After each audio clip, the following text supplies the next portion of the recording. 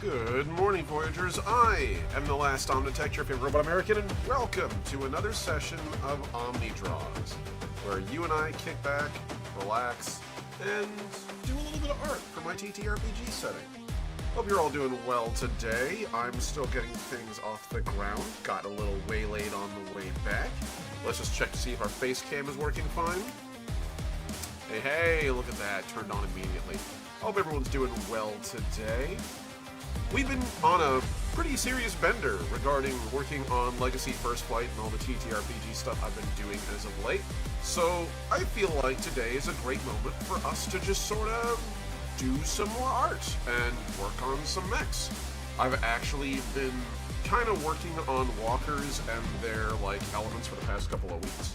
So let's kick in and just sort of get to work on it, honestly. Let me just quickly turn this up to 100. So the past couple of days that we've been doing this, I've been talking about jockeys a lot. Jockeys being the pilots of Legacy First Flight. These are kind of like your Top Gun, your Gundam pilots, your new types.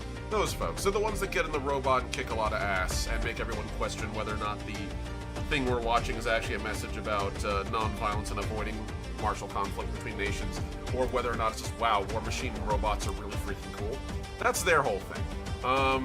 But they're only half of their class, half of their career in the game, as it were. Because as we all know, a pilot is only half the equation when you need a machine. Hey, that's you, number one. You are handsome. Yeah, it's Louis. I actually made Louis the character that in the core book for the jockey. I figured it was appropriate, visually speaking. It also happened that I rolled a die and got a sylph, and I also got a jockey, and yeah, look at that. I already had a character ready to go.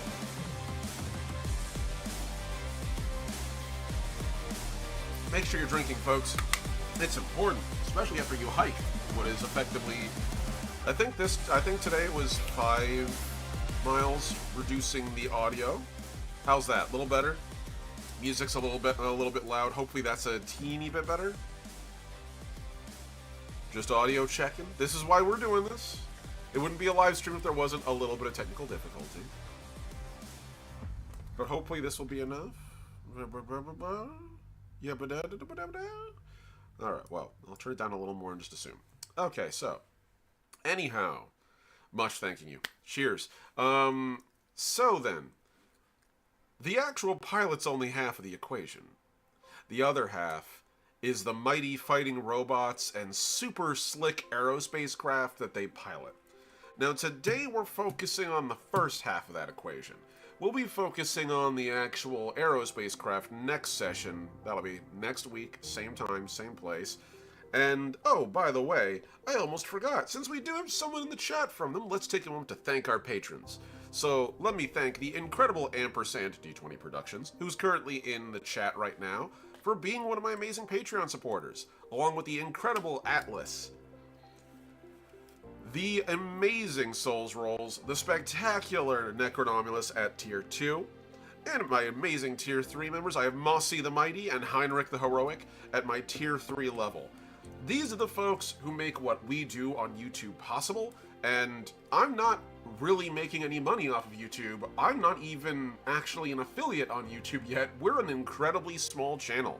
So, in addition to, you know, going in what is it that they always say? Slapping the like button in the face and all that fun stuff. In addition to slapping the like button and going in and, you know, speed bagging the subscribe button, but just make sure you do it an odd number of times so you're actually subscribed. In addition to doing that, you really want to help me out? Really help me out? Patreon. Patreon is actually how you guys will get access to all my stuff. Whether that be my webcomics, Gentry the Line Ain't No Fascist, and Brothers, A Tale of Treachery and Doom, both of which are completely free, easy to read on my Patreon. Even if you're not a member, even if you're not paying anything, just follow it. I also put my schedule up there every week, so folks can know where I'm broadcasting and what I'm broadcasting, as well as a bunch of cool lore and art. And if you're an actual patron supporter, you get credits in every single video I do. You get credits in my webcomics. You get credit shoutouts everywhere. And at tier 3, you can even have one of your characters show up in my webcomic. So, support, please. It's how we survive. Because right now, I gotta tell you, it's not easy being an artist on YouTube. It's not easy being an artist anywhere, and any little bit of support you guys can throw helps. Right now, my patrons have actually gotten it to where I'm able to make a little money. Not a lot, but like, it's enough where it's affecting the household immensely. And it's a very small household, in case the fact that my webcam captures the entire thing in one frame wasn't clear enough for you. So thank you all so much. Yes, I'm looking forward to seeing Reggie appear too. So, Legacy First Flight. We have talked about the jockey and their awesome skills, but we need to talk about the mecha that they pilot. So, walkers in Legacy come in primarily 6 flavors. These are based largely on the actual size of the mech, and as well as also the actual like leg type. So, if you're familiar with Armored Core, and its highly varied many different frames of mechs, you'll be familiar with Legacy to a degree for how things are categorized. So in addition to your weight class, light, middle, and heavyweight, you also have your leg types. So as I zoom you guys into here, so we can talk about it a little bit, our leg types currently are plantigrade, which are, and actually I'll just open this up because I actually have a little document here which is really useful. It's really nice to have like all this stuff written out. So, if we're going by the, here we go, if we're going by the old construct rules, which I am using as the baseline for building these things, the different leg types determine precisely how effective they are at navigating specific environments. So, plantigrade legs are often called human legs, and they're pretty much exactly what they sound like. Walkers, traipsers, basically the whole thing is they walk on their they don't just walk on their toes, they walk on their heels.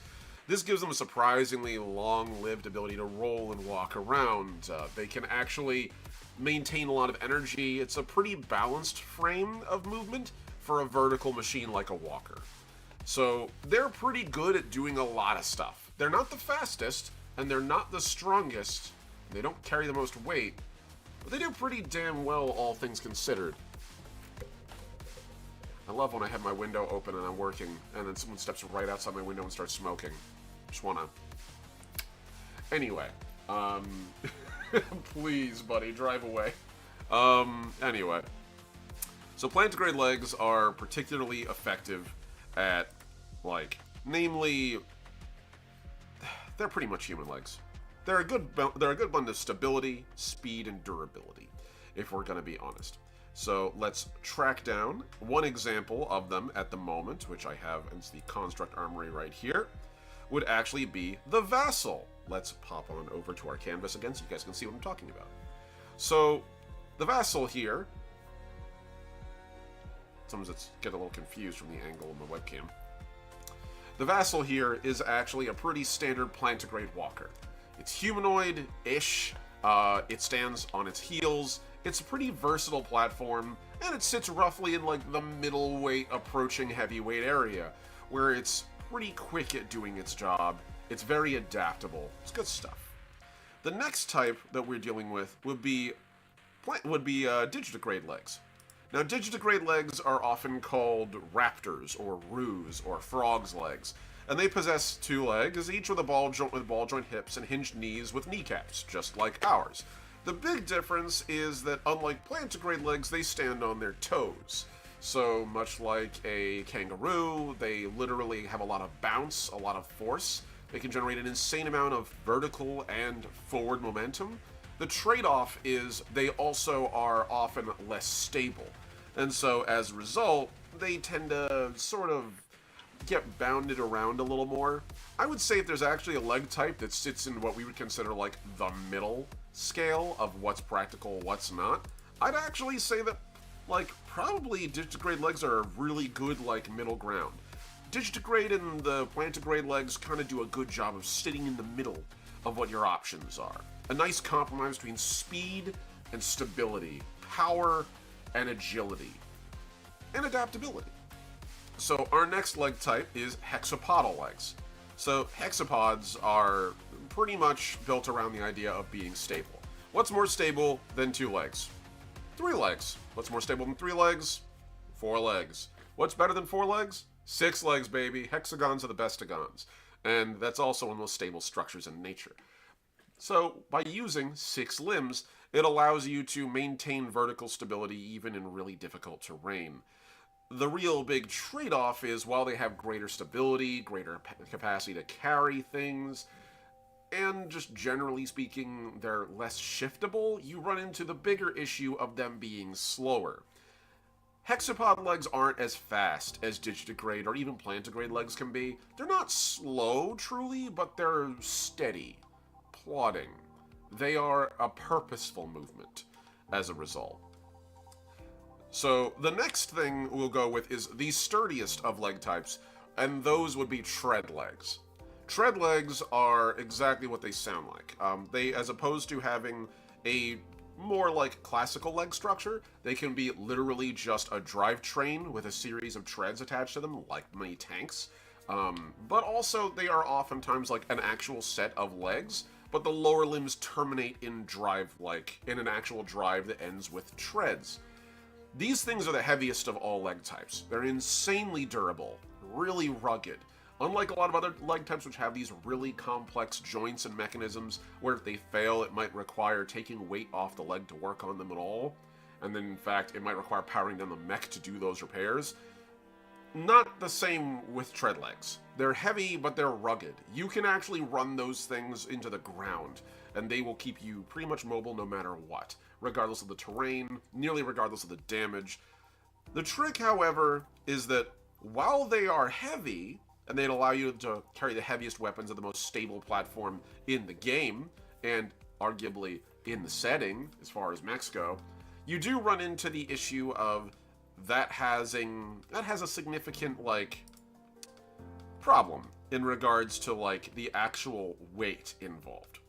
Tread legs actually provide you with a vast amount of system and reactor capacity, because it actually turns out it's pretty efficient to be that heavy. But you're slow, and you're not nimble. So, in a situation where one of the key advantages of a walker is the ability to move and evade enemy fire, removing that ability is kind of a big deal. So, tread legs, there you go. The next step would be in the other direction of, less stable but more nimble. If we were to go from plantigrade to digitigrade to this is the next step in approaching nimbleness as the core, that would be gyro wheel assemblies. So gyro wheel assemblies are fun. These things are technically barely even walkers, actually. As an example of a gyro wheel, we actually have this right here.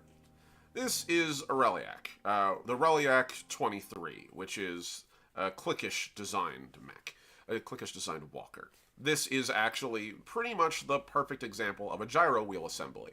You have 2 larger wheels on the exterior that basically create a ring around the walker. It isn't a complete bubble, so we're not quite at hamster wheel or hamster-like ball levels of enclosing, but it does mean that no matter what, the thing's always going to be sitting upright. If it gets knocked on its butt, it'll naturally roll into the proper position. Also, its drivetrain can be adjusted to change for the different types of terrain it might encounter. However, it's fast. Unlike tread legs, which are built for stability and the grinding endurance to get through any terrain, not so much with these ones. These ones instead are built for speed. You can actually get a pretty quick pace going with a gyro wheel. The trade-off is you have significantly less material touching the ground, even than a plantigrade or a digitigrade leg. And so you have the issue of being fast, but easier to bounce around. You have a pretty low stability in this thing. So you get a nice balance there, but, there's something. The final leg type design is a float wing. Float wings are fun. So float wings, oftentimes referred to as, if we're going to use the examples of the terms used in universe, skaters, gliders, or just simply wings. Float wings are basically designed to elevate you above whatever terrain you're walking on. You're not even touching the ground. It's basically a maglev system without it actually being, you know, maglev. They usually are cushioned with some combination of magnetic, actual chemical thrusters and gravitic thrusters to negate their weight. So these things sort of cushion and float above the ground, skating and always moving. Before I designed a gyro walker, I was basically General Grievous wheel bike. I mean, yeah, pretty much. They're pretty fun. And so, like, that's kind of the idea of a float wing. They're constantly gliding above the ground, always sliding around. They're really nimble machines. The trade-off is they're also the least stable. So in the game of Legacy, stability is what determines your ability to fire bigger guns, at least from your mech. All mechs have a stability rating anywhere from 1 to 5. And all weapons used by a mech have a stability rating of 1 to 5. The higher the stability, the more the recoil. Or I should say, the more the recoil the mech can absorb. The higher the stability requirement, the higher the recoil on the gun, in order to safely fire it. You can fire any weapon up to and matching your stability on your mech completely without worry. Do it while moving, do it while laying down, do it while sprinting, whatever. As long as you have the capacity to do so, you're good. However, if you exceed the stability rating of your mech with the weapon you're firing, you need to stabilize yourself, not move to fire safely. If it's over double your mech's stability rating to fire the weapon, then there is no safe way to fire it. No matter how you fire it, your mech is at risk and you can damage yourself. But you can, as an important detail. So you don't have to play it safe. If you want to, you can totally be like, ah, yes, I too wish to fire this bombardment cannon with a barrel as long as my mech on a float wing. You know what? You do you, homie. Good luck. I'm not going to judge. So, today we're going to be doing a little bit of work on the different leg types and how they kind of work. So, we've already started doing a digitigrade mech. This is a MacArthur. Pretty standard digitigrade mech. This is actually like one of the most common mechs in Legacy. And this comes from the fact that most mechs in Legacy actually draw their technology base from humanity. Every species of the Union brings their own trademark technologies to bear, something that makes them useful and efficient. Every species brings not just one thing, but many things to the greater pot of the galaxy. Whether those be narrow, like, considerations or specifics, you know, they vary wildly. But in the case of humanity, one of the biggest things we brought was walkers. So, the float wing fires a massive cannon and goes flying backwards. Yes, you know exactly what I'm referencing. It's basically Evangelion. I fire a giant gun, I get blown off my feet. So, we've already drawn these three. So, the gyro wheel, the plantigrade, and the digitigrade. So, the next thing we're going to do today is the hexapod.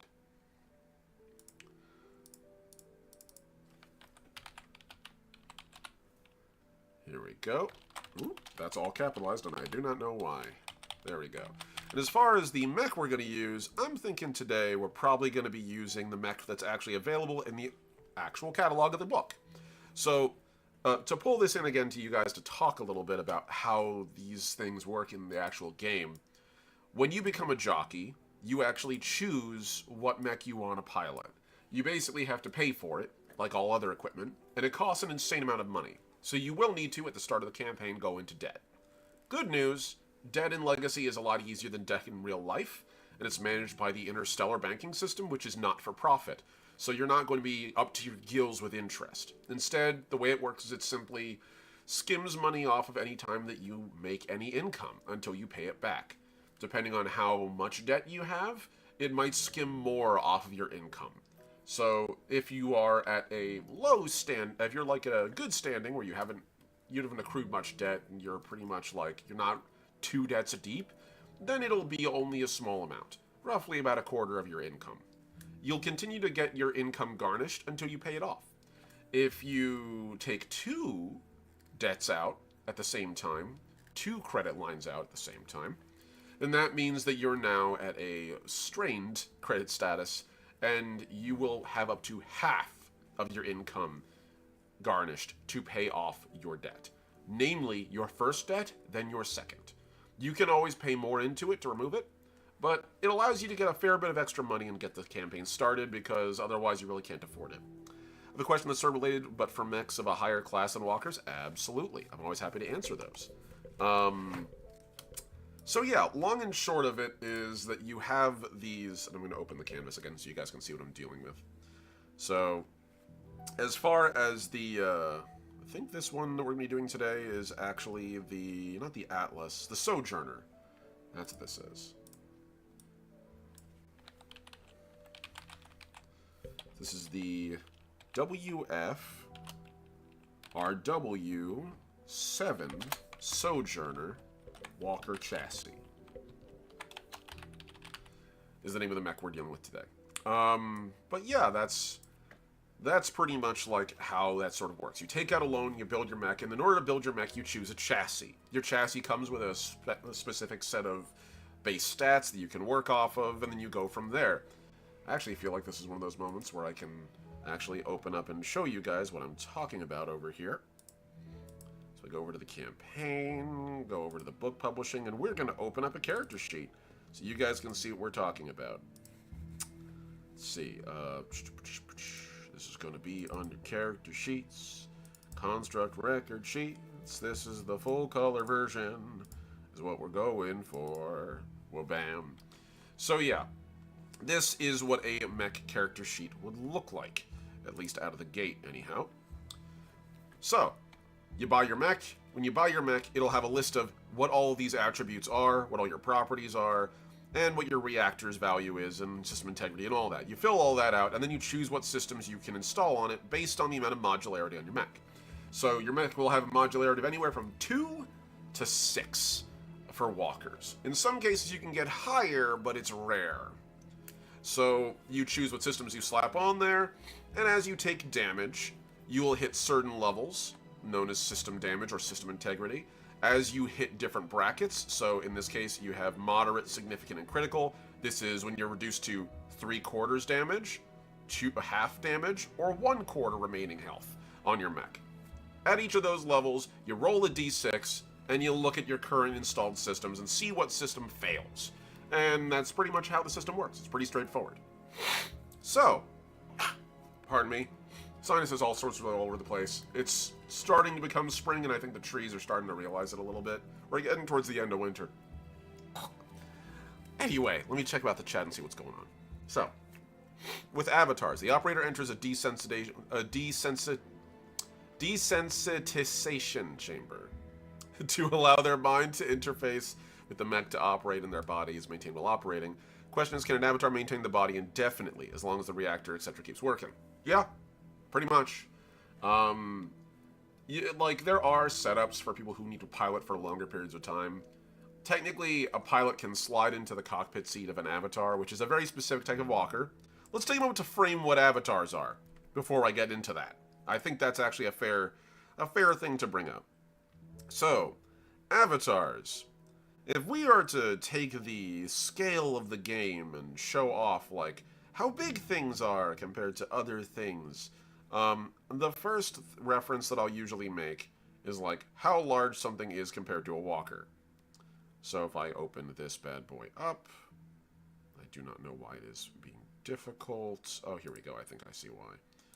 So legacy, onward. Should be here. Wow, I'm having a hard time finding all the specifics of the art. That's surprising. Weird. Something weird is going on here. There it is. Scaling of things. So, on the far left, we have your standard human, standing at roughly about 6 feet tall. Next to them, we have a hard suit, which is the next step up a level of protection after we get into, like, basic atmosphere. Usually, a hard suit will add anywhere from 2 to 4 feet. So, this is a pretty standard combat, or we would consider it like a, I guess a combat hard suit. So this is a middleweight, 2 feet, so that's about 8 to 8.5 feet tall. The next up would be walkers. This is a standard walker here. This is actually, in fact, the one we referenced earlier. This is the Vassal. So a Plantigrade walker. Usually those come in roughly about 20 feet tall. Anywhere from like 18 to 25 feet on average. Avatars, on the other hand, are a specific, highly functional streamlined, bleeding-edge level weapon system, a specific type of walker. Most walkers are piloted by a combination of control schemes, pedals, control sticks. It's basically like any other heavy industrial equipment or vehicle. There are mechanisms for controlling it. Some of the more advanced ones might even have some neural bridging tech to allow you to do things like move hands with specific levels of skill and focus and precision. But for the most part, it's get in the cockpit, grab the controls, you can get to it. Avatars, on the other hand, are not only uniformly larger than most walkers of their size class, like, as an example, our friend the Vassal here stands at about 20. The avatar standing next to it, which I believe that particular one is known as Tyrant. Actually, no, I believe it was piloted by... No, it's Tyrant. So Tyrant there stands roughly, again, about 30 feet. 28 to 30 feet, depending on how high it's riding its suspension. So avatars tend to be larger then. As a rule of thumb, their weight classes are actually a little different than most walkers are. They're slightly just expected to be bigger. But more important than that is their control mechanism. You see, an avatar isn't controlled by control panels or foot pedals or arm sticks, but instead by getting into the actual cockpit of the machine, known as a cockpit seed, and hooking yourself up to a device that's designed to interface with your nervous system. It's non-intrusive, just literally goes through the back of your neck here as a scanning device, not unlike a CAT scan, and you go to sleep in the thing. When you go to sleep in this thing, which it helps you do so, it actually disrupts your body's ability to stay conscious as it turns on, you go into technically it would be a catatonic state, or a near catatonic state physically, in the avatar. I guess I would say comatose, but comatose implies the shutting down of the higher functions. You would go into a reduced functionality state in your body, but your conscious mind becomes the operating system of the avatar. Your body is maintained by the machine itself. So you go to sleep, the avatar maintains your autonomic functions, breathing, digestion, basic immune response, stuff like that. Because your brain is occupied becoming the avatar's CPU. You go to sleep in an avatar's cockpit seed, you wake up as the avatar. Its limbs are your limbs. Its metal muscles are your muscles. You literally are the machine. So go to sleep as a pilot, wake up an Iron God. The trick is that it can be turned on and off. You don't have to, you don't stay there. It's not a permanent affair. But since you brought the question of how long can an avatar keep the body going, theoretically, as long as the avatar can meet the body's requirements, it can keep it going for as long as possible. As long as its reactor holds out. And reactors in Legacy hold out for an alarming amount of time. Grenda particle technology is basically so efficient at maintaining a running current, and it cycles so much of its waste electricity back into the system, that more or less, avatars will stay powered on continuously for days and weeks on end without a need to re-stir the actual reactor. In fact, actually, avatars theoretically can run for months and years with, careful conservation of power. The real limitation is it's going to get real gross in that pilot seat. So, for someone to be long-term in an avatar, you would need some basic things. First, you'd need some way to provide the actual pilot with nutrition. So, at very least, you're looking at... You wouldn't be able to do this IV-wise, by the way. There's no way to provide someone with enough physical, actual nutrition to maintain their digestive system with IV fluid. Instead, you would need a PICC line, which runs through the neck and feeds them physically into their stomach.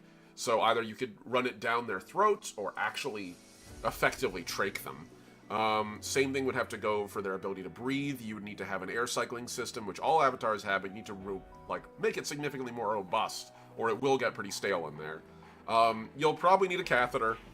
You'll probably need to have something equivalent for your colon or whatever you have. And I'm talking purely from a human standpoint. We're not talking about the Shrike, who technically have cloaca and all sorts of other considerations that come with that. And technically saurians are more like birds, and their whole digestive system is a little different than ours. So yeah, if it's a click, I see where you're going with this. If it's a click, you would still need a continuous stream of nutrition. The click absorb nutrition through their abdomen, not unlike slugs. So, unlike slugs, who basically leave a digestive trail of slime behind them, instead the click sort of create their digestive enzymes and absorb it through their skin more directly, including what they would consider what we would consider their most saliva or mucus. That also gets consumed at the end of the meal. So they don't really leave behind anything but a slightly shinier surface. This can work to a degree, but they would still need their nutrition replenished. Much in the same way that a plant needs to have its fertilizer, it needs to be fertilized, have its soil turned, or else it starts to wilt and wither. Same thing happens here. A click would need a continuous, fresh supply of nutrients in whatever soil box they have. And likewise, they're in an avatar getting thrown around. I don't know if you ever stood in a sandbox while it's been moved, but sand moves with inertia. So you don't want to have too much of that in the cockpit seat, or you're just going to be crushing the click with all a bunch of dirt.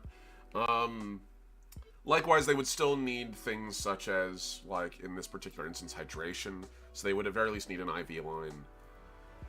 But, theoretically, you could rig someone up with if you can rig someone with a sufficient life support system, an avatar could keep their body going for quite some time.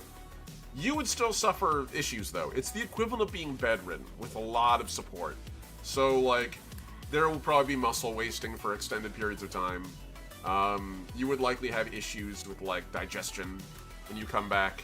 Even a pick line isn't a substitute for eating properly. Ask anyone who's been in the hospital for an extended period of time. One of the first things they say is, we're going to wean you back on solid food, because you've been without it for a while, and your digestive system can go into shock if it's required to, like, digest something too much. So, like, yeah, general rule of thumb, most people don't want to live inside their war machine for an extended period of time. Like, you know, there are people who do, absolutely. But as a general rule of thumb, most people want to get out of their avatar. If only because the BO builds up in there, man. That gets gross. So there's your answer right there. But yeah. So, we're, for the most part now, with Legacy, with the actual core book release, there will be no rules for avatars or building your own walkers yet. I will provide a list of chassis, and I'll probably provide some, like, extra free material as time goes on when I'm like, I like this mech design. I'm gonna give it to everybody, and you guys will be able to use it, and purchase it and play with it in-game. The weapons and all the systems you can customize on these things, but the chassis are kind of static for the moment. However, I do intend to eventually release expansions regarding that. There will be an expansion for the Jockey, which I'm right now calling the Jockey's Codex as like a rough, like, working name. But when it comes out, you will have the rules for making your own walkers, aerospace craft, and avatar, like, those two from scratch, and avatars. Avatar construct will be included. Thought experiment for the shortest lived race. Would it allow for a short amount of life extension or allowing after heavy handicapping, Dreadnought style? Possibly. The issue with aging in Legacy, specifically with the click, is that the click kind of run into the same issues humans do after you hit the year 100. After the year 100, the problem is what breaks down isn't, like, your ability to move. It's your nervous system. At that point, the thing that makes you alive starts falling apart. So an avatar can't run on a faulty system. In the same way that if I were to upload a glitching computer to run a machine, well, the machine, however well maintained, can't make the glitching computer glitch any less. So, but yes, the mech expansion. That's pretty fucking hilarious, actually. I like that.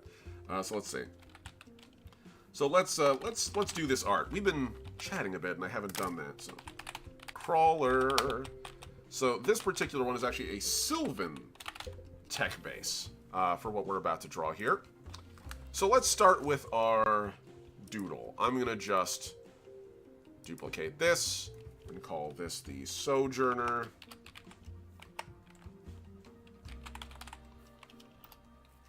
Cool.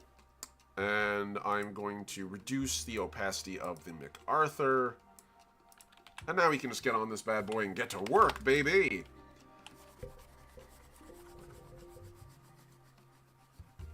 That's not what I wanted to do. That was the wrong layer. There we go. I was like, wait, what's going on? No! It's not what I wanted. Alright, here we are. So let's start with our base outline. This is what made my brain tick over. That's fair. You're good. I think that's a fair question. And I think that, like, the general rule of thumb is I guarantee you someone would have thought of it. If they could have. If that's an option, someone would have absolutely done it. Now, I have only actually drawn Sylvan technology a few times. It's very... brutalist is the way I would say. No, it's not brutalist. I would actually say the proper term for this would be more like...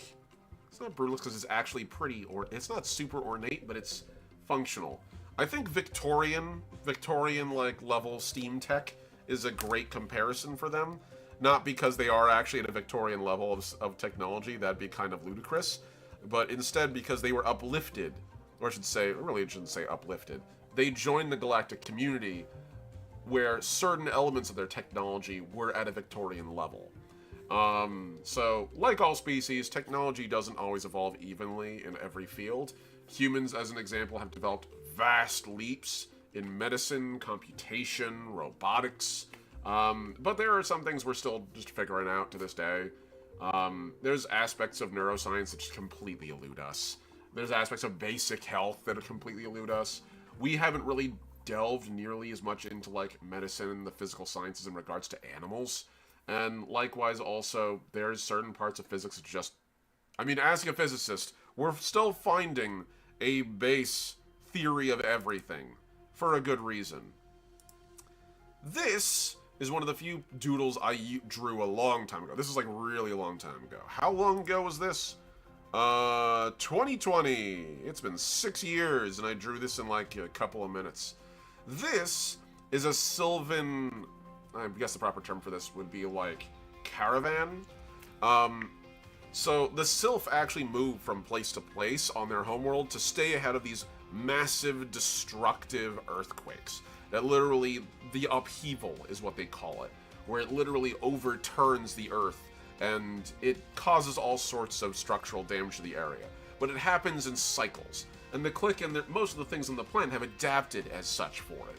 Oftentimes, plant life will migrate somewhat, literally pulling itself with roots, following a certain direction away from that. And likewise, during that time, the Sylph will literally build their cities, but they build all their city buildings around these caravans that then can literally pick up and leave. So it's not quite Mortal Engines where the whole city of London is on a pair of treads, but it does mean that it's not uncommon for Click to go through these tri-annual, quad-annual, I guess quarterly would be the term, migrations. So, quarterly or triannual? I guess that would be the term for it. These migrations where the whole city will pack up and move. And each of these structures literally carries like a couple hundred people. They're pretty big. Or at least like a couple dozen. It's basically a city block. Or like a hab structure made to be put on wheels. This is one of the few things I've ever drawn that's actually purely Sylvan, that isn't human tech. Even the walkers next to them are actually human walkers. So this is our opportunity to draw something new. So I'm going to use that as an example of like what their tech looks like and work around it. So it tends to be kind of blocky. Here we go, and we're just going to sort of fill this in. Now, I believe I've drawn this particular walker before, but finding the exact art I've drawn it on, I don't know if you've ever been... If you're autistic and have ADHD out there, you know my personal struggle, then, is to find the thing I've drawn before and reference it. Truly a nightmare scenario of trying to keep attention focused where it should be. Every once in a while, I get lucky and find the exact thing I've drawn where I thought I drew it, and other times it's damn near impossible. Here we go, this is the only other sketch I have. Let me pull you into the face cam. So I started doodling with the design. It's given us something to work with. But part of what we do is improvising. So we're going to go from this to this. So it's got a little bit of a squat nose. So we're going to slightly work on that a little bit more. slightly curve it out. This is a piece of Sylph technology that was built after they've joined the Union. And as a result, it's not going to have quite all the same hallmarks of a lot of Sylph tech. It won't be quite as bulky. And this is based off of human technology. So human tech is a little more advanced in this field than Sylvan tech is. But it's something to start with. Alright, we've got something to work with here. We've got the chassis built out. We get to make the undercarriage now. And it's got 6 limbs that are all kind of blocky.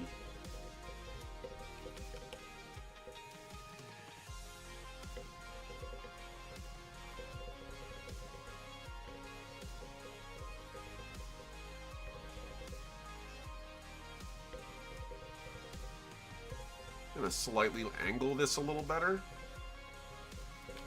There we go.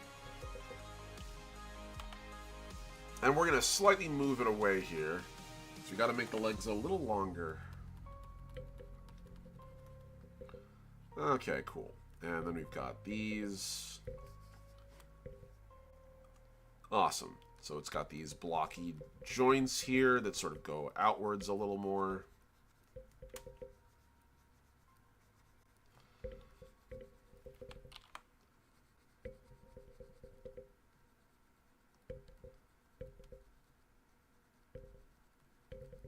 And then from there we can kind of expand them out. And it's kind of like an insect in a way. Just a little bit. It's got a little bit of that buggy kind of look to it. And it's got a solid base to build that lower chassis off of. So I'm gonna kind of angle it a little more. And then over here, we're going to have the other limb to show off like how far out it goes. There we are. Looking a little better now. And we can do the same thing there on that side. So now we've got the legs more or less properly arranged. Gonna slightly reinforce the back legs a little bit because they've got to bear a little more weight. Cool. So we've got a good start on this thing. Let's add more detail.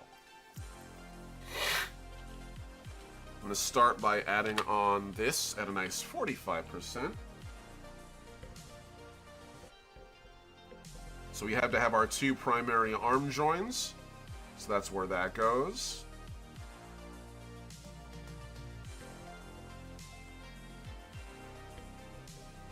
And we're just going to sort of finish the outline here. Almost all Sylvan designs have this sort of accordion-like structure that connects things together, makes things easier. Yeah, 6-leg clone tank, pretty much, more or less. And this is where the back half of the joins are. So, as I recall, and this is me literally referencing the actual book, the Sojourner has a total of, I believe it has, where's its modularity? It's 5 points of modularity. This means that it has up to 4, basically 5 arm joints, more or less, you can build stuff off of. And as I recall, it's because it has a turret up top and a pair of arm joints in the back. We're going to slightly square that out just a little more. Slightly rhombus it out, just a hair, just a little bit more. There we go. Cool. Have a click hexapod walker that's like a giant beetle. Oh yeah, for sure. Other species use multiple versions. There are human hexapods, there are human gyro wheels, there are human float wings, there are human tread legs. The humans developed all 6 leg types for their walkers, and the other species do the same. Some gravitate towards other designs more than others. The click tend to go with hexapods and gyro wheel tech, along with occasionally float wing technology. It tends to more accurately mimic their motion than like the more super leggy things. So like basically anything but plantigrade and digitigrade you're gonna find more commonly among the click. Likewise for the Sylph, they tend to gravitate more towards the more like hexapodal and the Digidegrade designs than others, Treadleg occasionally. They're not as big a fan of the gyro wheel, which is kind of funny. But again, it varies wildly.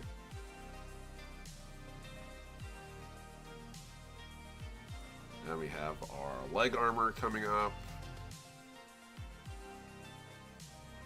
And this is just me sort of figuring out details as to how this looks.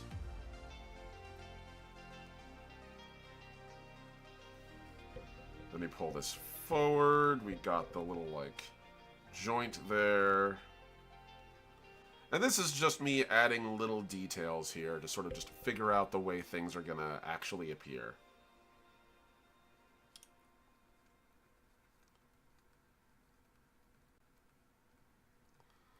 And then we add that. Nice. Okay.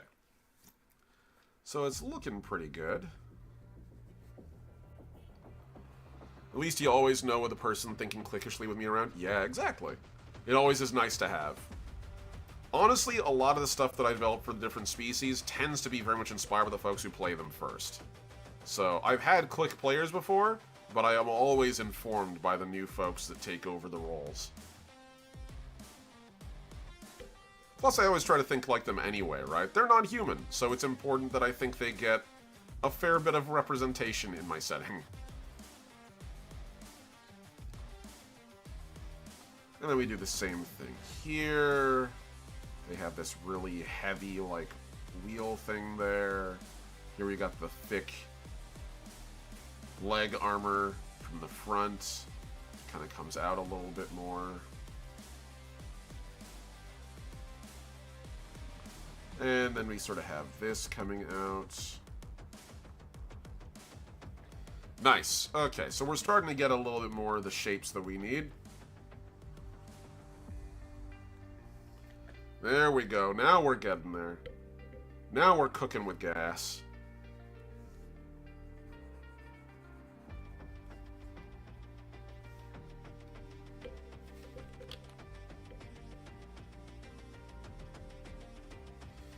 Nice. Alright, so this gives us a good start. As far as the eyes go, I'm thinking of something... So, every walker has different systems, and some species do things vastly differently than others. As an example, if I can open this up, I would like to show you all a reference of an existing walker in the setting at the very moment. And that would be MECHA. MECHA is based off of a synthetic design. The original frame of the mech, the original like chassis, was a custom ZPM i7 Shade Interceptor, manufactured by 0 Point Manufacturing, in conjunction with Mirage Labs. That's a synthetic human technology base combined with a human technology company in Mirage. So as a result, it's a float wing. Most of these have 3 optics, just from the company's design scheme. So we're not just making we're not just making a Sylvan mech here, we're making specifically the actual corporation that's in the setting, which if we're gonna do that very quickly, which I will do this very quickly, I'm gonna close this. I hate that it keeps going, do you want to do professional stuff? You can buy a lot more space. Asshole, I don't need that much more space, okay, thank you. So if we're gonna go by the actual weapons used in the actual, like, corporations in Legacy, the actual corporation that we're talking about right now is Wanderforge. They're famous for making what are referred to as alchemist tools. They are the ones that created the highly advanced Sylvan chemistry rigs that are seriously kind of everywhere in Legacy First Flight. This is because the Sylph were one of the few species that, through parallel technological development, created rig technology. Other species often will make their own versions, but usually it's after figuring out what a rig is, and then finding a way to apply another function to it. Whereas the Click figured that shit out, or I should say the Sylph figured that shit out before they even left their own world. Technically, I guess the Click figured out sonic technology, but I don't think they ever made a sonic rig. So, like, yeah, stuff like this happens all the time. Just a thing to keep in mind. Why did you do that? There we go. Okay. I've got that maximum brightness going on right now because I've got the sun in my eyes. So if I look like I'm super washed out or I'm having a hard time figuring out the controls of my keyboard, yeah, it's because the controls of my keyboard are completely washed out by the light from the sun. Definitely a thing to consider in the next house, for sure. So, we're going to be working not just on what the Sojourner looks like as a specific Sylvan mech, but as a corporation, what are the design hallmarks of, in this instance, Wanderforge? What do they do? So if I'm to reference what I've currently got, and I'm sure Wanderforge are the guys that help make some of these caravans, they kind of have like a heavily padded kind of industrial look to them. So let's work off of this. I'm going to make this a little more hexagonal, I think. Yeah, that looks pretty good. Next, we are going to add some plating.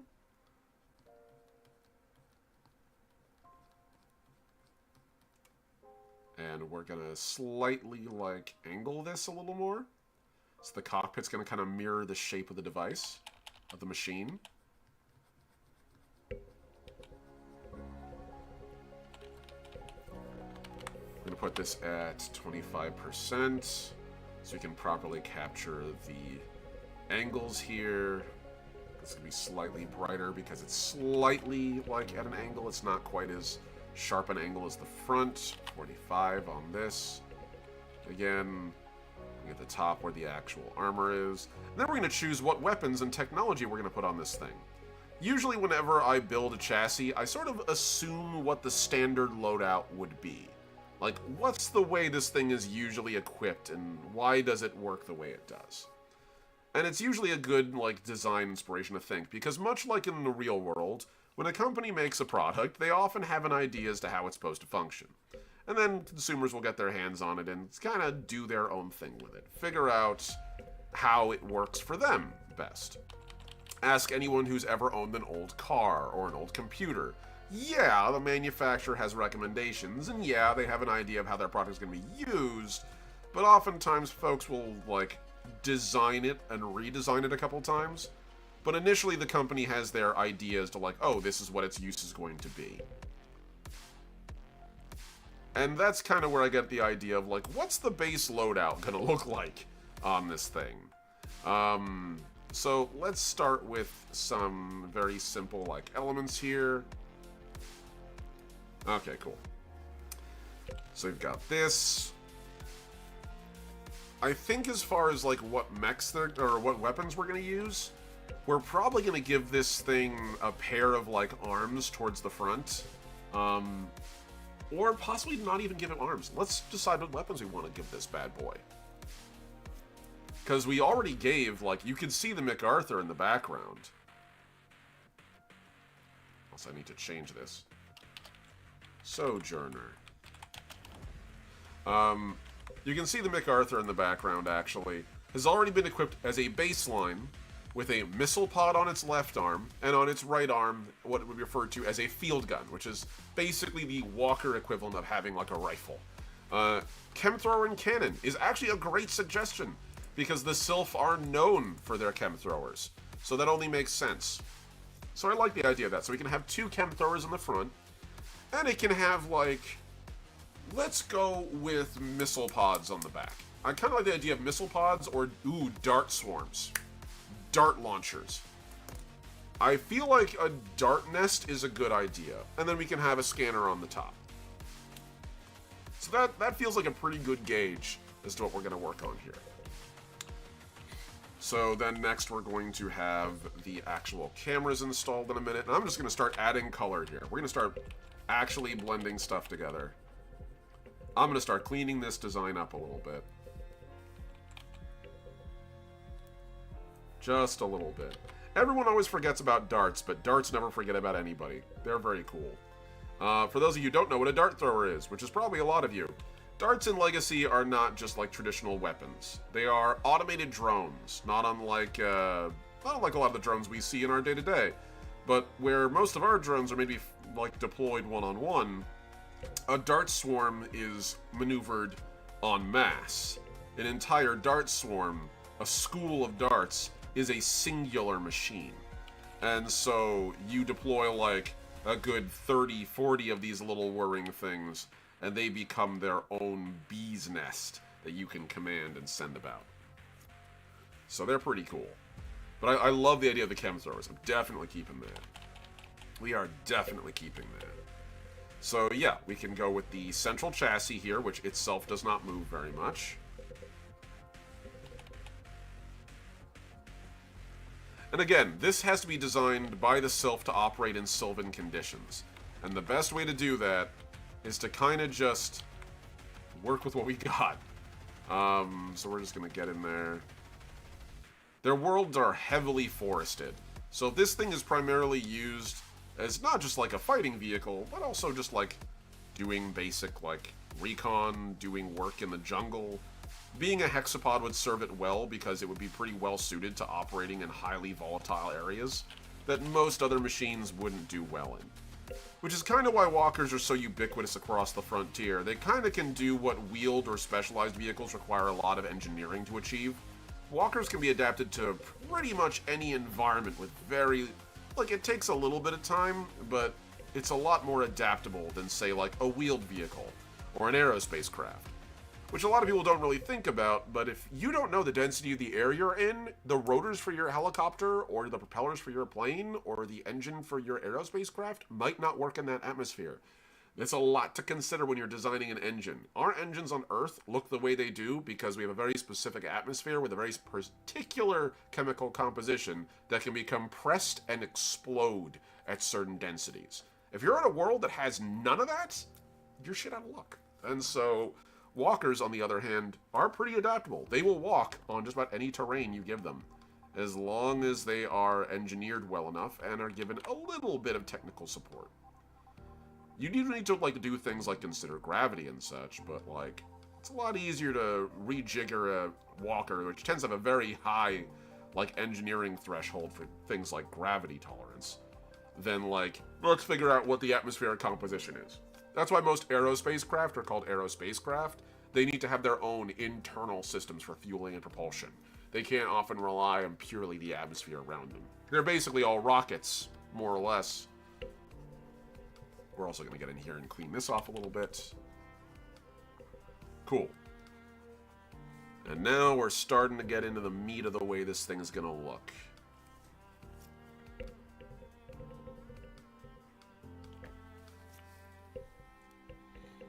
The only thing I would need to design after this would be a tread leg, and we'll be pretty much good to go.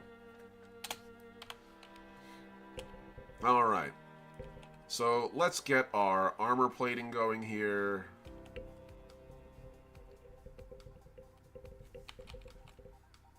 And this is going to come out at a little bit of an angle.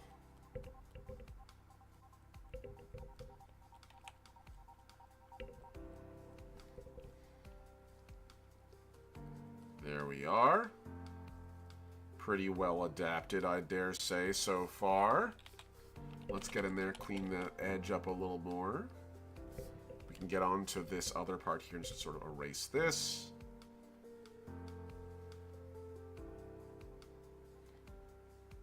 Beautiful.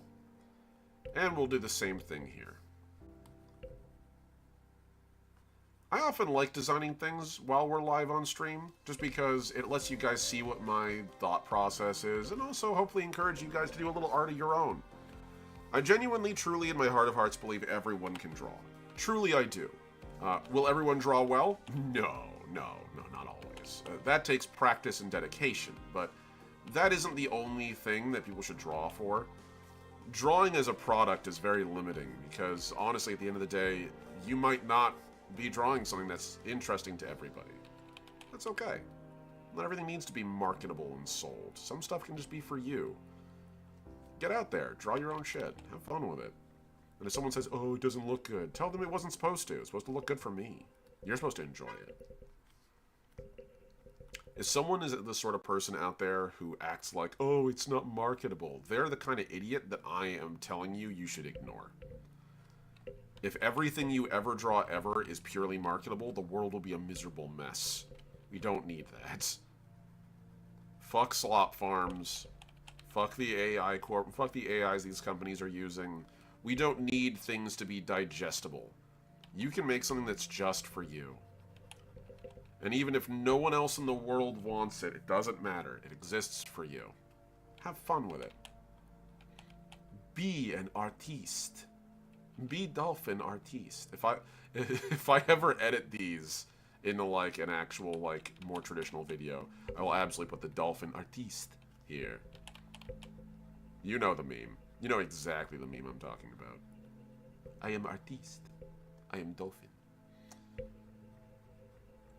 Okay, so you've got the modules there. Let's get the other slightly darker shade here. I'm gonna make this just a hair darker.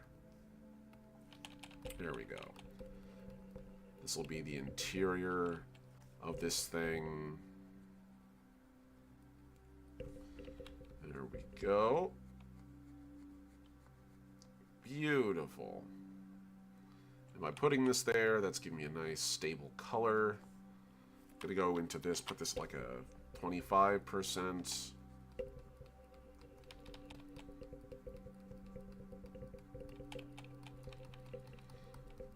And we're gonna flesh that out. Lovely, lovely.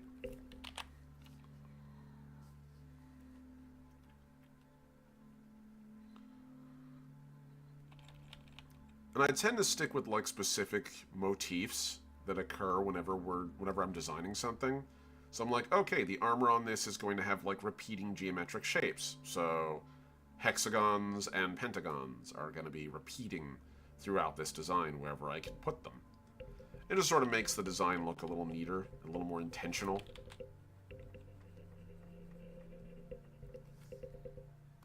We're going to get back onto that Sojourner layer here. We're going to pull that off. Nice. Okay, cool. We're going to do the same thing on this side.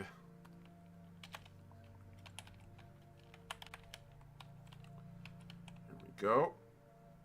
Give it that little, like, pentagonal shape to the armor there.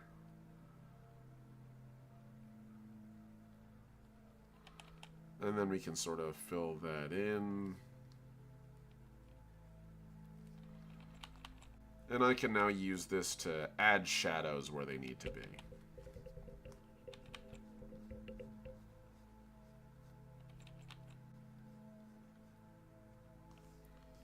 Nice.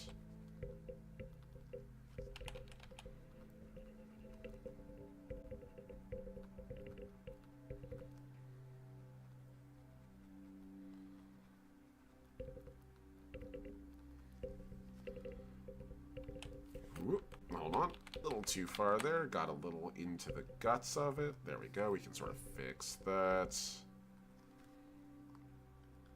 And then we can do the same thing here. And then on the back, it has that little, like, that part down there that goes all the way down. That should be good. I can carve that in a little more.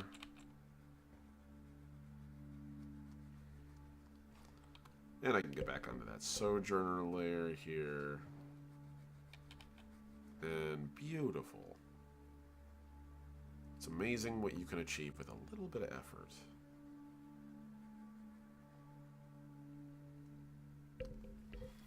Okay, cool. So the design's already turning out pretty decent. It's got a very boxy look, and I kind of think that's charming. Let's slightly amp this up, just a tad. So I'm going to add an extra layer on top. I'm going to call this Systems. This is going to be the detail layer.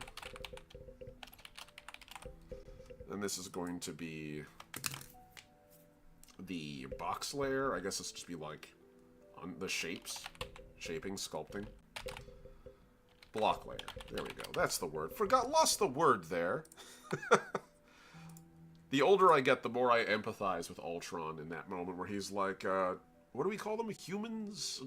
Children! Ha! Lost the word. I'm like, yeah, I feel that every day now. Sojourner. I'm getting crazier as time goes on. Okay, so let's get on to our higher Sojourner layer here. We're going to save this, keep it going. We're going to add on Systems here. We're going to do a block and sort of go with this. So we have our chem throwers, which are going to be up here. I'm going to do this in a lighter look. So we have our chem thrower system, which is going to be on its own turrets.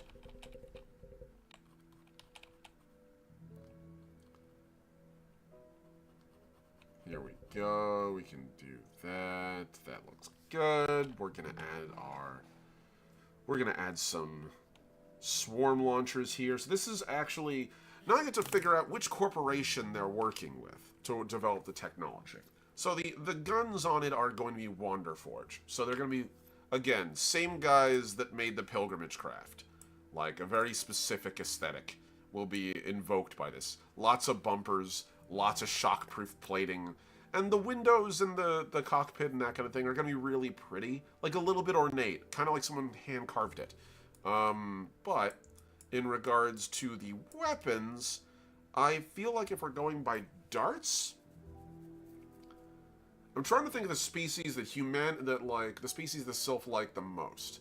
The species that Sylph like the most are humans. So, like, it's very possible it's just human tech. And if that's the case, we're dealing with Mirage.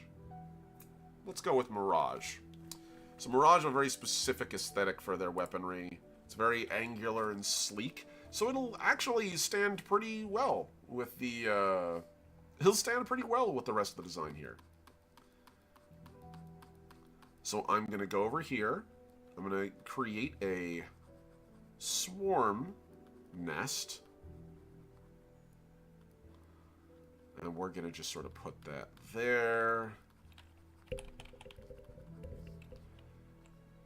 And on the other side, I'll have another swarm nest. I'm going to have this one open, actually, so we can have like a little distinction, a little visual distinction. So the first thing that my mind went to is, oh, it's the Archer pods. It's the pods from Battletech with the Archer, where it's got the giant missile launchers. I'm like, yeah, actually, that would work perfectly. It's that right kind of sleek, angular, everything's a little protected kind of a look. And then we can have back here, because I think that actually looks pretty nice. That looks pretty cool. We can then, on the back, have a scanner array. Now, scanner arrays aren't just radar. They often are, but they aren't just radar. They'll often be a combination of echolocation systems, as well as also scanning, like actual visual confirmation. It's not uncommon to see LiDAR, which is light-based radar, as opposed to radar, which is radio waves. It's also possible to see sonar, sonic, or like, you know, air pressure-based systems as well. But as a general thumb, I kind of get a vibe that I think what would look good on the back of this thing would be a classic radome. And I'm talking namely about the radome on the back of the old Cat's Eye reconnaissance craft. Now, if you're not the kind of person that recognizes what I'm talking about, which is perfectly fair, that just means you're not as hyper-fixated on technology as I was as a kid, I'll show you what we're talking about. So, as I pop on over here and grab that. So, it's Cat's Eye Recon Plane. Here we go. It's like a particular kind of like radar dome that was like just very prevalent for a while. So the Hawkeye is the one that I'm often thinking of. The Hawkeye has this massive radar dome on its back. It's kind of famous for flying around with it. Let's see if I can find one that doesn't have like a size that's incredibly small. But the Cat's Eye is also a pretty common one. It's actually in Robotech and Macross, fun enough. So I'll open this up and share it with you guys. Here we go. These are the kinds of planes I'm talking about. So right here in the middle, you've got this radome here. This is actually a giant rotating plate. It's constantly moving, like the plate in your microwave. And it's constantly sending out a radar ping and receiving it back and measuring how far something is based on how long it takes for the radar ping to return. But it also sends out a lot of radio waves, and those can often be high frequency, as well as other things like, say, microwaves, like your microwave, and it can cook. It can get very hot if you're not careful with it, like your microwave. So it's constantly turning on a turntable so it doesn't overheat, and also so that it constantly gets a good, like, a nice spread of where its radiation is reaching in order to properly view things, like your microwave. So, yeah, I feel like if I say like your microwave 2 to 3 more times, I can make it a meme. But yeah, so this is what the old Hawkeye planes used to look like. These very specific things. This is why I confused it with calling it the Cat's Eye. This is a Cat's Eye plane from Macross, also known as Robotech in the West. Technically 2 different anime. Don't get me started. Whole complicated thing. Harmony Gold completely hosed out the American re-release of it, but they made a surprisingly good anime. It hasn't lost all meaning yet, you know? Just one more time. So yeah, this is kind of the idea, where you have this large dome that sits on the back of the craft, and that's where all the radar and reconnaissance data is coming in and out of. I kind of like the idea that this thing's got an actual, like, recon radar system hanging out on the back. So we're going to do that. We're going to put that there. It's not going to be quite as large as everything else. I don't want it to dwarf the whole back of the thing, but that'll do nicely. So now I can get in here. We can hit sort of the edge of this.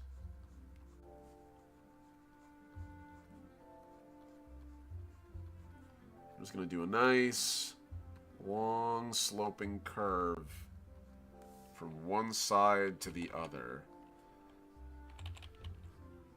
And then I'm just going to do this at like 10 to 15% on one side to sort of show that there's like a little bit of shading on the sides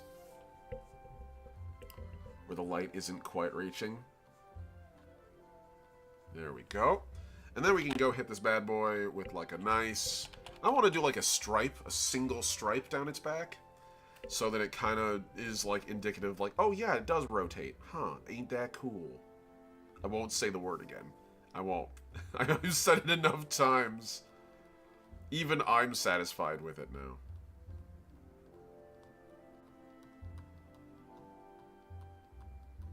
The meme is dead. I killed it. Good. Hope it's dead. Hope it stays dead forever.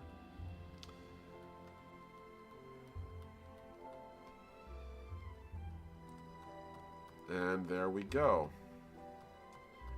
Now, there's actually a reason they started adding these strips onto the way that, like, radar domes work.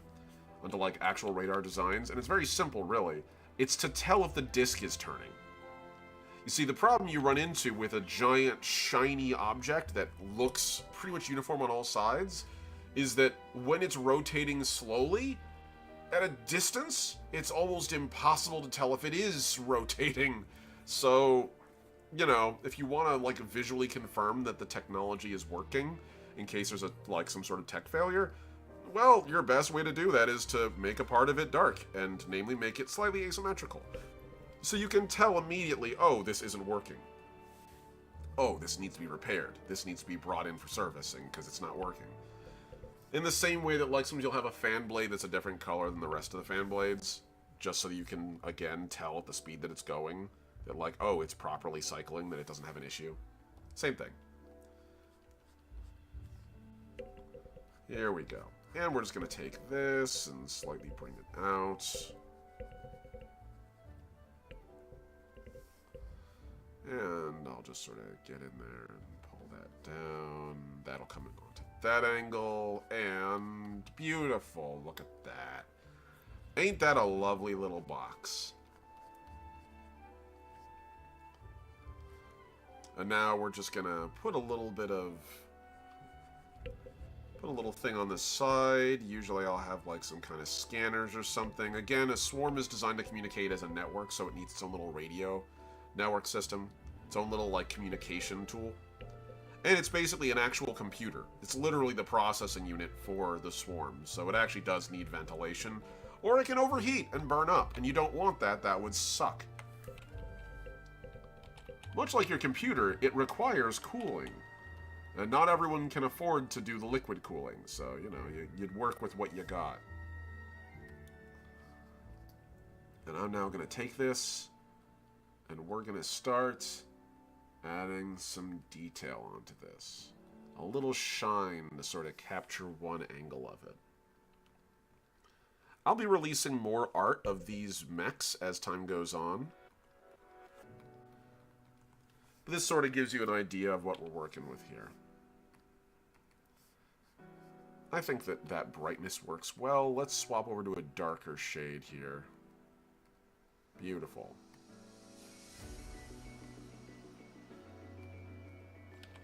Okay. Here we go, and just like that.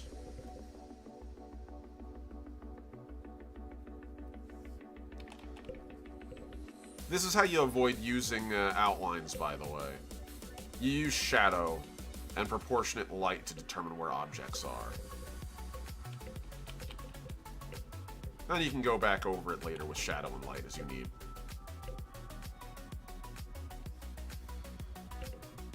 And here we go. We're going to do the same thing on this. I can go in there and clean that up with a nice eraser.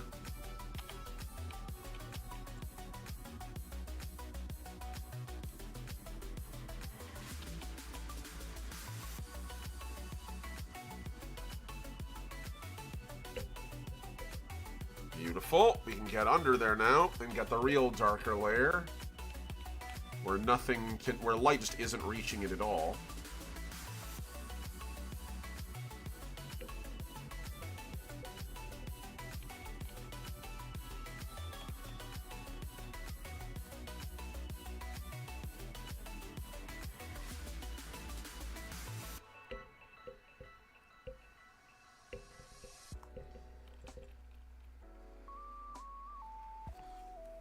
Beautiful.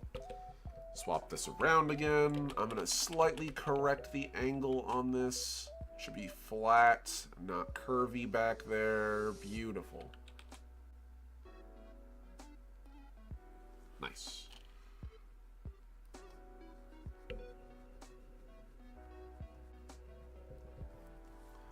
And then clean that up. Nice. That looks perfect. Okay, cool. I say perfect, then I immediately adjust it again. There's no such thing as perfect. Perfect is a lie. There we go. I just need to say what makes me seem right, and it'll make me feel better. There we go. Okay, so we just gotta go in there. We're gonna fill this out. And then we're gonna hit this part here.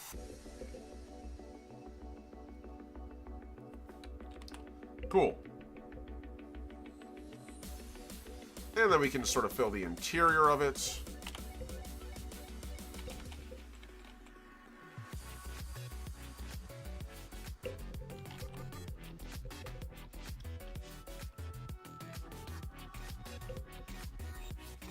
Nice.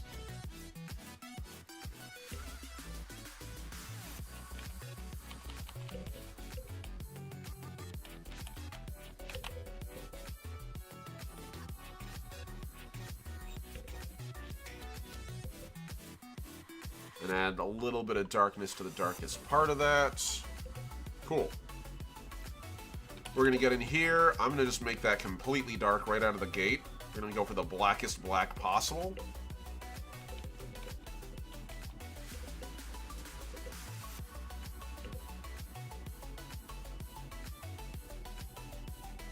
And then we can highlight that with some bright color.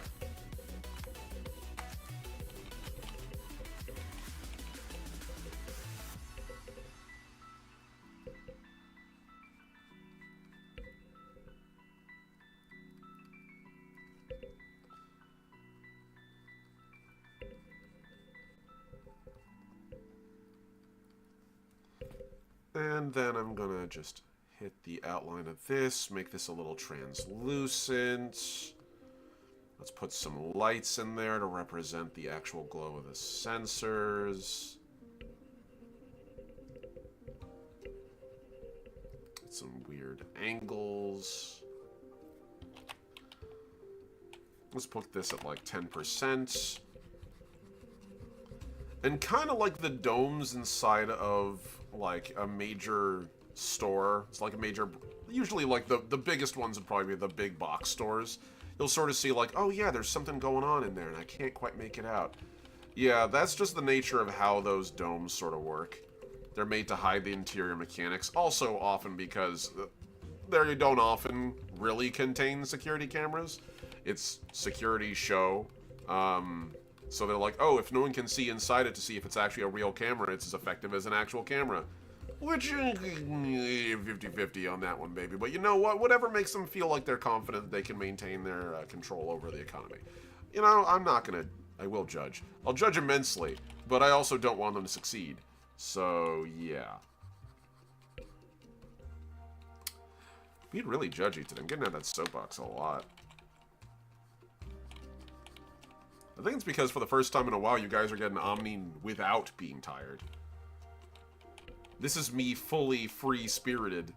I have not been dragged down by my body's inability to process sleep. Insomnia has lost this battle today. There we go. So that looks pretty good. It's right out of the gate. Perfect is not a lie, Bond exists. You're true. So true, Mossy. You're right. My wife is perfect. This is true. Objectively correct. No notes. There are no notes to be made. Not here. Not in this instance. Not in this field. I will equivocate and burrow my brain down to nothing, but that is a line I will never cross. You're right, man. Okay, so as far as this goes, this one's gonna be pretty straightforward. We're gonna go with nozzles. So this is gonna be more actual like Wanderforge tech. So as a result, it's still gonna be angular, but I kind of like the idea that it's boxy. Like it's been shock-proofed.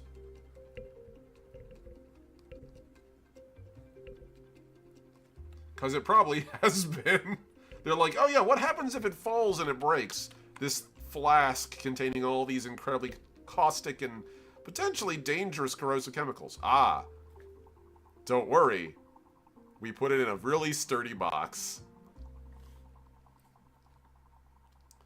So we're going to do this. I'm going to take this and segment it out on top as well.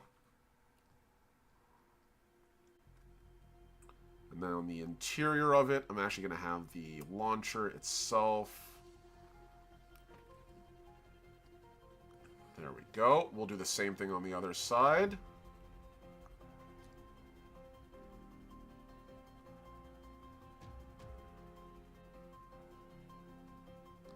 This is on a separate layer. I can kind of get antsy with it. A little too far back. Let's take that forward a little more. There we go. That looks good.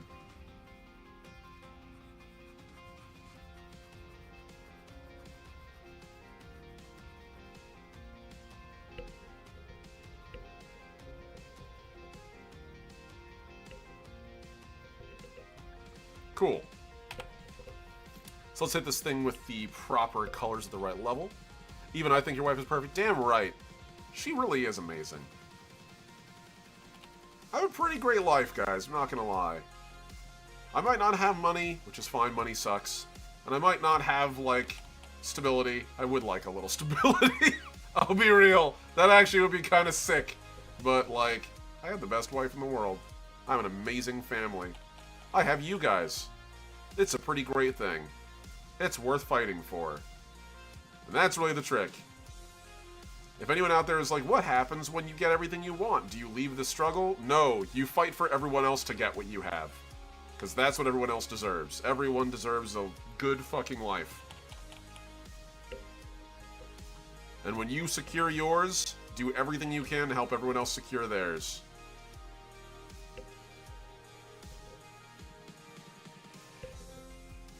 And that's the measure of how you can tell someone's trying to be decent. Is, are they doing okay? Cool. They should be trying to help people who are struggling. If they're not doing okay, then they gotta help themselves. But, like, if you are in a place where you can afford to help and you're not, you're kind of a shitheel. It's the grocery store analogy. It's the grocery cart analogy. There is no actual, like, negative for not returning the grocery cart. It's not like someone out there is going to snap, "You didn't return your grocery cart!" Like, none of that's going to happen. In the US, I realize that in many other parts of the world, they've solved this, like, moral conundrum by actually just, you know, making it so you have to put a coin inside of your cart so that when you return it, like, you get the coin back, so there's, like, a self-interest, by adding self-interest into the system. But in the US, we don't have that. So it's a pretty good metric to determine whether or not someone is willing to do something for someone they have never met, is do they return their grocery cart? Because, well, you know, it's not going to really impact them. Like, not directly. But if you return your grocery cart, you made someone else's job a little easier. And someone who's differently abled might be able to more readily access it. And all you did was do a very simple thing. It takes almost nothing to do. Be the person that returns your grocery cart. Be the person who helps people you'll never meet. Including yourself in the future. It pays with dividends, like huge dividends. And Bond's the kind of person who's amazing. And I genuinely think everyone deserves a Bond. Everyone deserves bonbons. Bonbons are great. Here we go. Okay, so we're pretty much full up on this design. Nice. That feels pretty good. Now we get to do a little bit more, like, armoring on this thing. I want to give it just a little extra. So I think what we're going to do is we're going to just pull this up just a little bit. And pull that across. And that way it'll have a little visual, like, identity to it, even if it's just viewed from top down. There we go. Nice. Okay.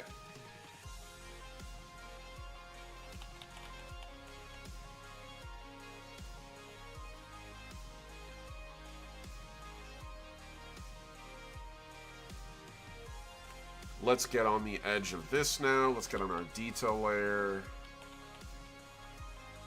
And I'm just going to add a little bit of light to the edge here. Sort of capture where the frame begins and ends. And I kind of want to re-angle that a little bit. It's a little off. It's like a hair off. There we go.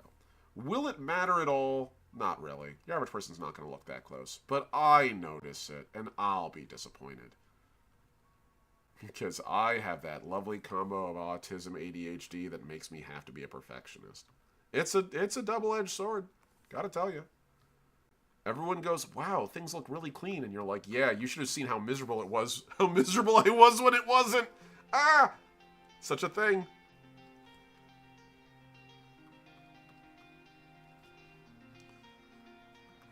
Okay, and then we're going to slightly arc this up, and then back down again. This should be parallel now. Wunderbar. Love it. Good stuff. That's actually pretty decent.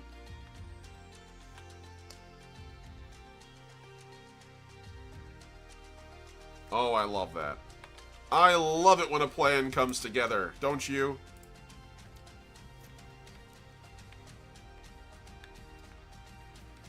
And I'll have, like, a little couple of extra details. We'll have a couple of, like, darts swarming out of here.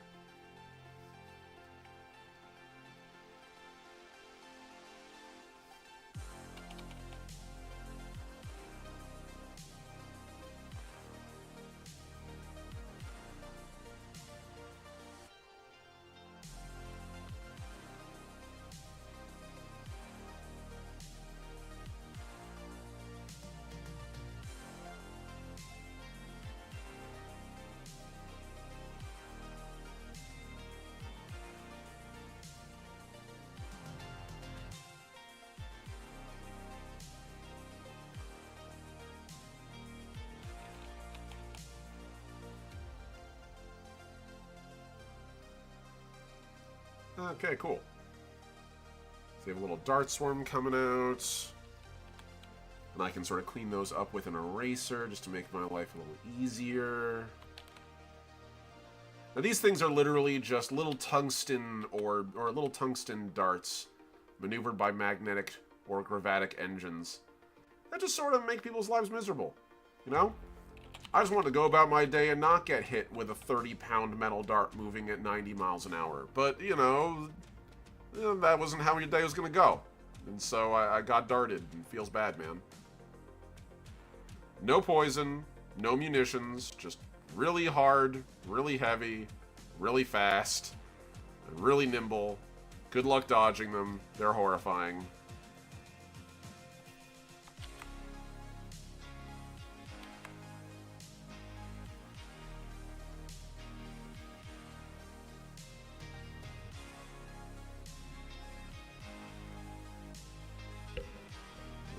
Go.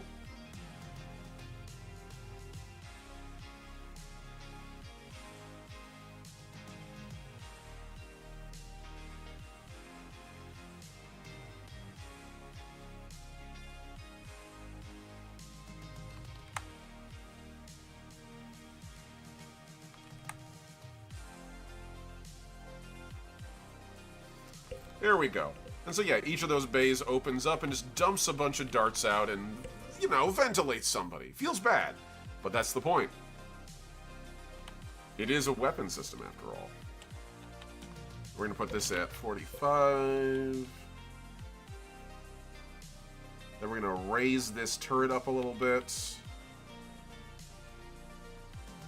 Kind of like the idea of the turret itself being like outlined in like a hexagonal shape. Again, we're sort of getting all the motifs for our design out of the way here. And at this point, we're sort of adding it on to like extra layers. So, why not, right?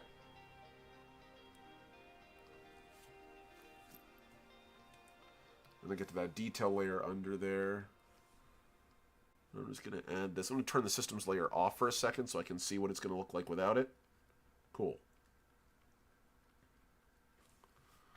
A little too far forward there. There we are. And then we just pull that over. Nice. Okay. And I can literally just get in there and clean that up.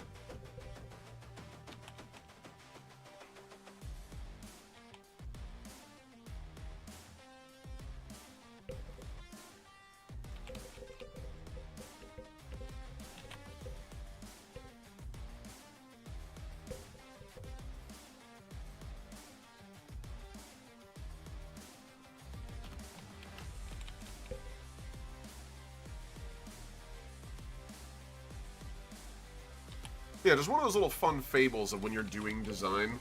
Like, every corporation has their, like, hallmarks as to how they do things. Cadillacs, if you ever look at the front of a car, as an example, cars are, like, a great way to see what, like, design motifs of a particular, like, corporation are. Because they have so many. Every single one of them has a different hood ornament. Every single one of them has a different way that they can, like, make the same structure. No two cars have the exact same grille across, like, different make and model. They might be similar, but there's always distinction. And that distinction is important. It's what allows them to make it their intellectual property. Now, in Legacy, again, the means of production has been seized by the actual people. Someone insert communism meme here. However, that doesn't mean that the individual manufacturers and people who create these things don't still want to have signatures, ways of making it theirs. And these are technically major corporations that are doing this. These are not just random people. And so as a result, like, in certain cases it is, I guess. Wanderforge, however, is a larger corporate asset. And so it does have its own particular industrial design aesthetic that it sticks to.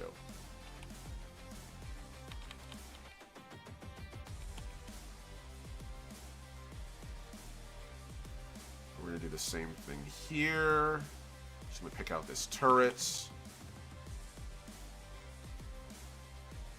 And again, hexagons are the bestagons, so we're going to incorporate that as a motif into the design. Wherever we can, we will.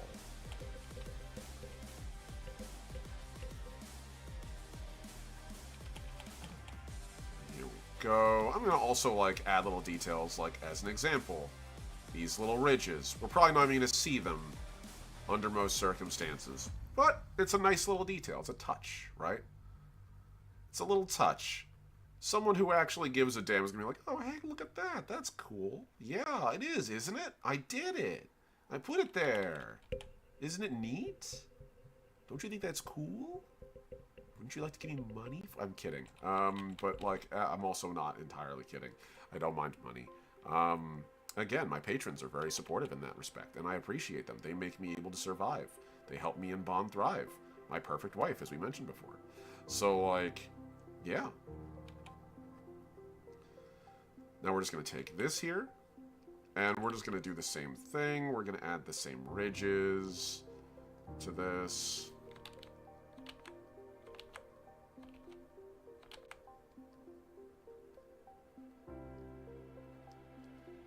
Cool. So this is something. I can sort of get in there and fill that out.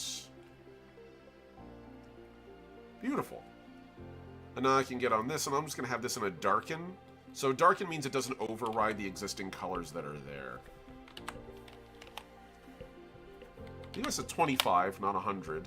But sure, you know, 125, absolutely, totally interchangeable with that. That's exactly what I said.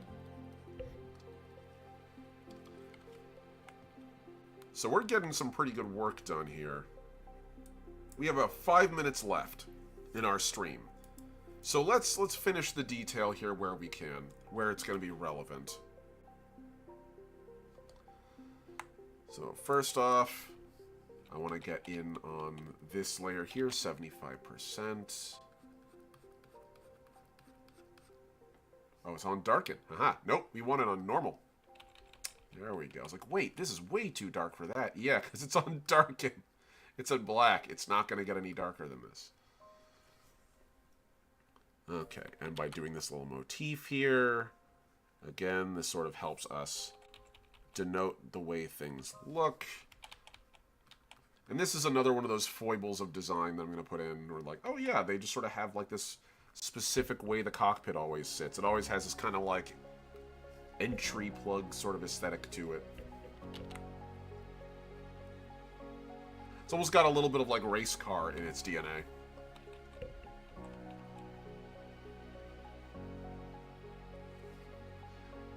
I'm sure there's somewhere someone at Wanderforge is like, ah yes, we're the Maserati of like mech makers, and everyone's like, your mechs go really slow, and they're like, yes, but they're stable. It's like, okay, that's not what you're, whatever, like whatever makes your marketing department happy. It won't make us happy, but it will make your marketing department happy. So good for your marketing department. Okay, so we're gonna go over here. I kind of want to do like a nice glass motif tint effect, so we're gonna do that. I'm going to put this at 45. And we're going to create a glass pattern that looks good.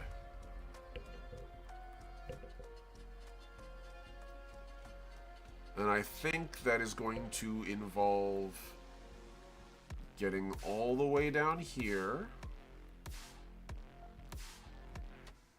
putting the line there, and then I think what we're going to do is have like a further bit here.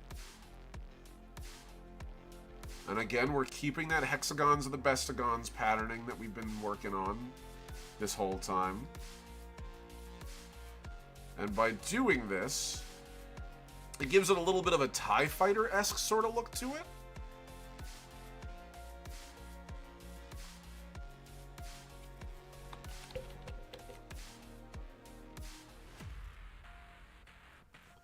Nice. I kind of like that. Cool. And now we can go over this again, put this at 25, and put this at white.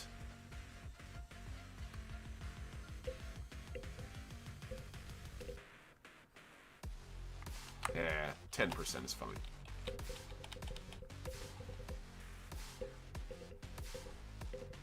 And by doing this, we're segmenting out the glass to show that it has actual depth around it.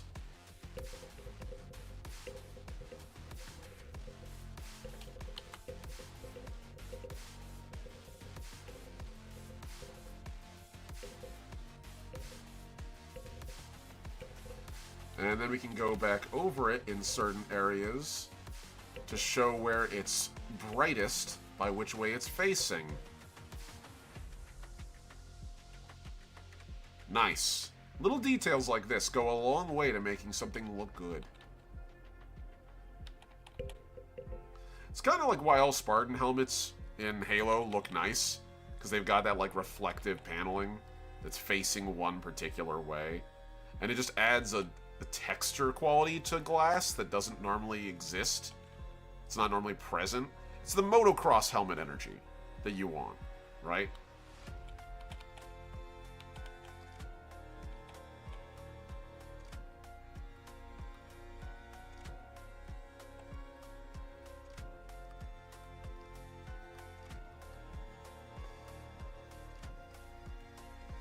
We do the same thing here.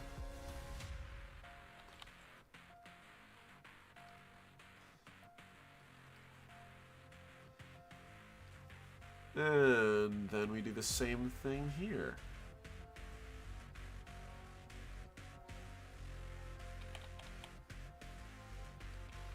Cool.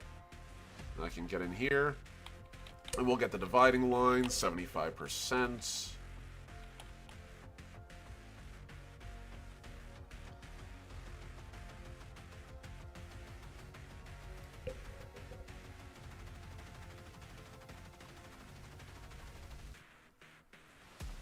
There we go.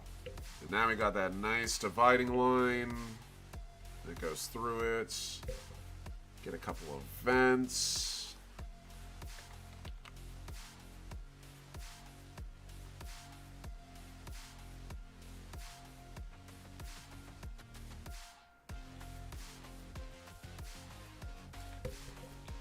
Nice. All right, that actually looks pretty decent.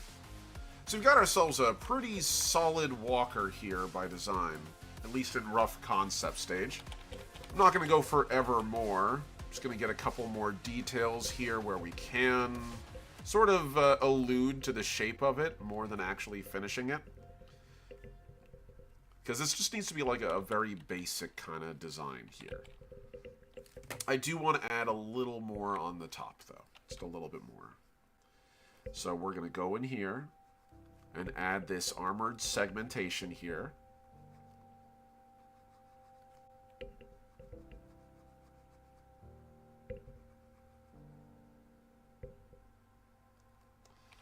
And we're going to take that all the way to the edge and carry it down.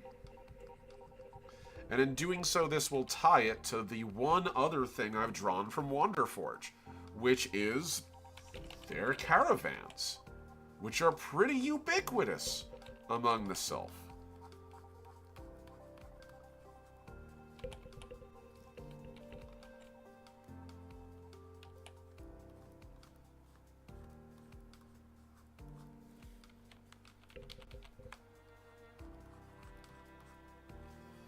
Do the same thing here. Carry that straight down. I'm going to have some engine exhaust here.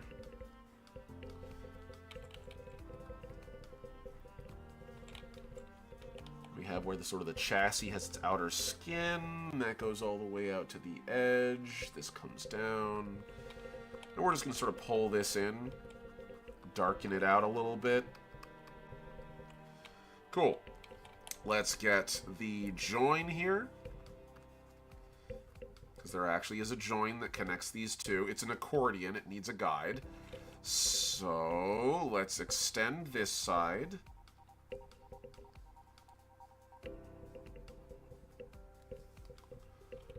And then we're just going to take it over to the other side here.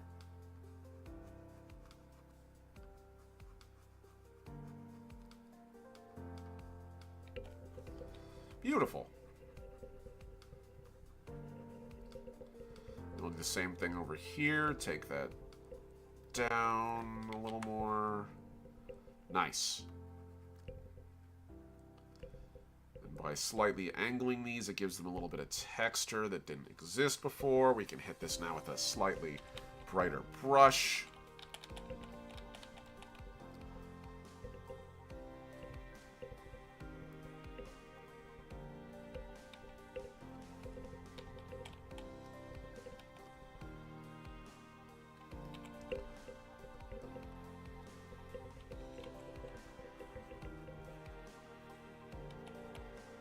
We take that across, and we get this cool accordion-like texture going along here that we can then pick out with greater detail, with brighter color on the edge to add some definition.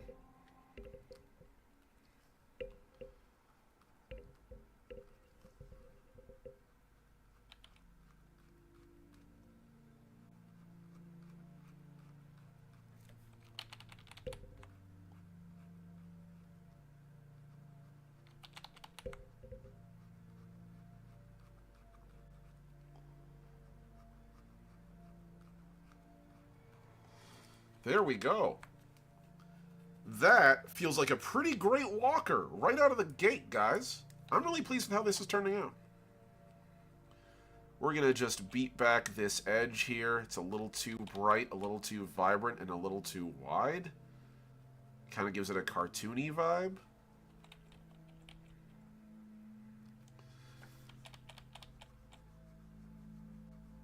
Here we go. Push it all the way back to the edge.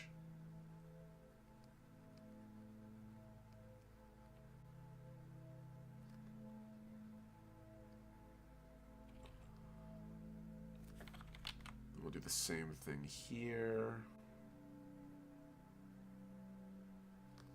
Cool. That works.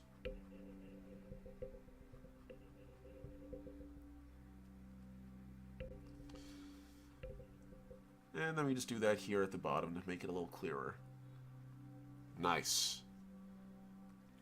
Flip this over here. Place this darker one with a clearer line.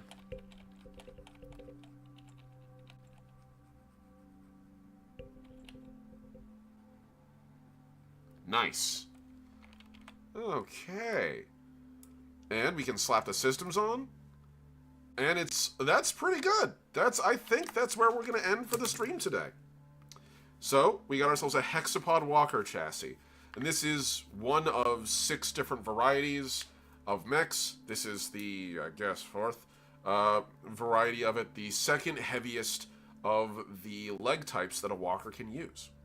Has 5 systems, which if we're going to go around, I'm just going to do this on an upper layer here, just to again point it out to everybody who might have joined later.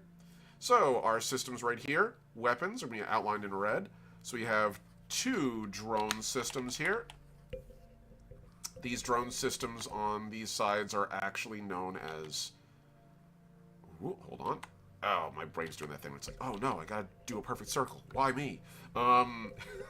So these are swarms, also known as dart swarm launchers. So we have 2 dart swarm launchers. We have 2 chem throwers. And then, I'll do that in a different color. We'll do that in like a green. Caustic green feels good. 2 chem throwers on each side of the head. And then finally, in a nice shade of blue, we have the... I'm going to erase this part here. It's going to be in the way. There we go. We have the radar system, which is sitting on the back, helping everything scan. That feels like it's pretty good for, like... That feels pretty decent, I dare say, for a couple hours of work and just doodling with only like a little sketchpad reference that's been like just this big. Like it's not even, guys, I can't emphasize enough. A gift card. I like to make the example. It is not big. This is not big for reference, but it's enough. So I want to take a moment to thank everyone again for tuning in. You guys are incredible. You make my streams possible. And... please do me a favor, if you've watched this far and are still in chat, don't leave yet. Go hit the like button. Go hit the subscribe button. Leave me a comment. If you liked this video, leave me a positive comment. If you didn't like this video, leave me a meaningful critique so I can improve my content and don't destroy my self-esteem. We're still a small channel. We're still growing. I'm not affiliated yet. I would not mind being affiliated to get an extra income stream for my ability to produce all this work. And on top of that, if you want to support my work more directly, and you don't feel like going through all the loops, you know what you can do? Go to patreon.com/thelastOmnitect and follow me there. Even if you're following me just for free, you get free access to my entire webcomic backlog. That's all of Gentry DeLon Ain't No Fascist, my Helldivers 2 webcomic. All of Brothers, A Tale of Treachery and Doom, my grimdark future Space Marine Battle Brothers webcomic, as well as also schedule access every single week where you can see exactly what I'm streaming and where I'm streaming it. But if you want to go a little step further, like these awesome people at Tier 1, Ampersand and Atlas, these amazing folks at Tier 2, Necronomus and Souls Rolls, and the amazing Tier 3 folks I have, Mossy the Mighty and Heinrich the Heroic, you too can support the channel, and if you do, you get my webcomics 2 weeks early, as well as also you get a bunch of other cool stuff. Tier 3 even gets to see characters that they designed show up in my webcomic, and a couple of those tiers are even going to get access to stuff for Legacy first. So keep an eye out, folks. In the meantime, thank you as always. I am the last Omnitech, your favorite robot American. And I'll see you out there, Voyagers. Peace.